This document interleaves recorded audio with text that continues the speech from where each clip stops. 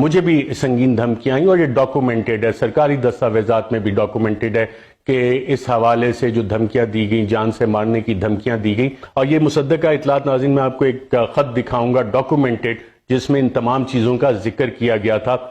وہ تھوڑی دیر میں آپ کو بتاتا ہوں۔ لیکن آج شہباز شریف اور بلاول بھٹو کی مخلوط حکومت کے دور میں پبلکلی تو چیخیں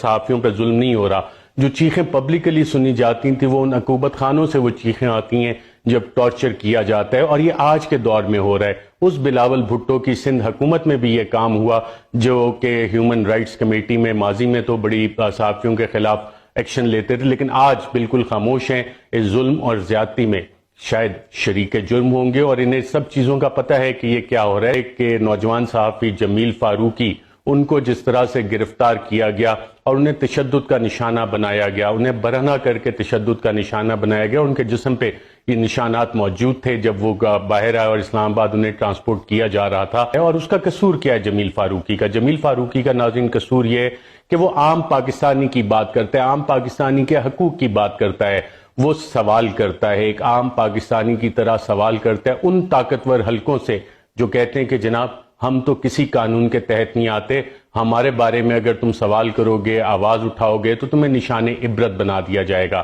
عمران ریاض خان کی استقامت اور بہادری کو باقاعدہ طور پہ میں سلام پیش کرتا ہوں کہ 2 درجن سے زائد اس کے اوپر مقدمے کیے گئے، اور جب اسے گرفتار کیا گیا تھا، ایک تھانے سے دوسرے تھانے، ایک عدالت سے دوسرے تھانے لے جایا جا رہا تھا، تو اطلاعات یہ ہیں کہ اس پہ بھی ان ہیومن ٹریٹمنٹ اس کے ساتھ کی گئی۔ جس طرح دہشت گردوں کے اوپر کالا کپڑا منہ پہ چڑھا دیا جاتا ہے، وہ اس پہ چڑھایا گیا، اور ان ہیومن ٹریٹمنٹ اور تشدد کی اطلاعات ہمارے پاس موجود ہیں کہ عمران ریاض خان پہ تشدد کیا گیا۔ عماد یوسف جو ARY نیوز کے ہیڈ آف نیوز اور کرنٹ افیئرز ہیں، ان کے گھر جس طرح رات کو ریڈ کی گئی، اس طرح دہشت گردوں کو ریڈ کر کے اٹھایا جاتا ہے۔ اس کے معصوم بچے آج بھی اس ریڈ کی وجہ سے جو پرائیویسی آف ہوم انویڈ کی گئی سندھ میں، سندھ حکومت جہاں پاکستان پیپلز پارٹی کی حکومت ہے،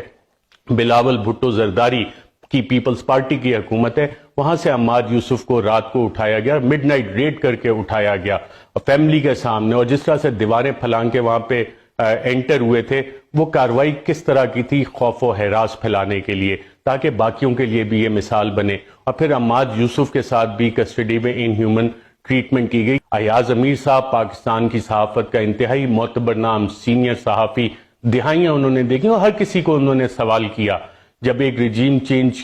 کے حوالے سے انہوں نے بات کی اور ایک سیمینار میں شرکت کی جس میں عمران خان بھی موجود تھے، تو انہوں نے کافی ساری ایسے باتیں کیں کہ جس سے چند طاقتور حلقے انتہائی شدید برہم ہوئے، اور اس کے اگلے روز ہی جب وہ ٹی وی پروگرام اپنا ختم کر کے دنیا ٹی وی سے جا رہے تھے تو ان پہ حملہ کیا گیا، سمیع ابراہیم صاحب پہ حملہ کیا گیا، اور سمیع ابراہیم کے حوالے سے آج بھی چند لوگوں کی خواہش ہے کہ انہیں ابھی تک سبق نہیں آیا، مزید سبق سکھانا ہے۔ صابر شاکر کو ملک چھوڑنا پڑا، سنگین دھمکیاں انہیں دی، مجھے بھی سنگین دھمکیاں آئیں، اور یہ ڈاکومنٹڈ ہے، سرکاری دستاویزات میں بھی ڈاکومنٹڈ ہے کہ اس حوالے سے جو دھمکیاں دی گئیں، جان سے مارنے کی دھمکیاں دی گئیں، اس حد تک یہ لوگ کاروائیاں کر رہے ہیں، اور قصور کیا ہے؟ صرف بولتے ہیں۔ خاور گھمن جو ARY کے بیورو چیف ہیں اسلام آباد کے، ان کے اوپر بھی مقدمہ کر دیا گیا۔